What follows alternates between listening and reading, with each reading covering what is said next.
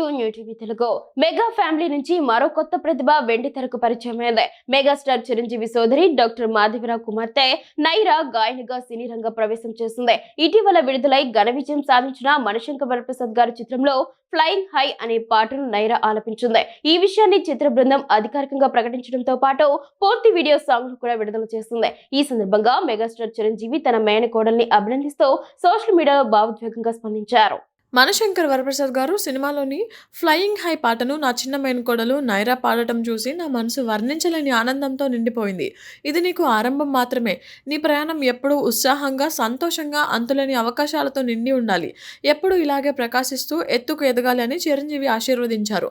ఈ చిత్రానికి దర్శకత్వం వహించిన అనిల్ రావిపూడి, నిర్మాతగా వ్యవహరించిన చిరంజీవి కుమార్తె సుష్మిత కొనిదెల కూడా నైరాను అభినందనలతో ముంచెత్తారు. నైరా గాత్రంలో మంచి స్పష్టత ఉందని, ఆమెకు గొప్ప భవిష్యత్తు ఉందని ప్రశంసించారు. ప్రస్తుతం నైరా సింగపూర్లోని లసాలా కాలేజ్ ఆఫ్ ఆర్ట్స్లో పాప్ మ్యూజిక్ విద్యను అభ్యసిస్తున్నారు.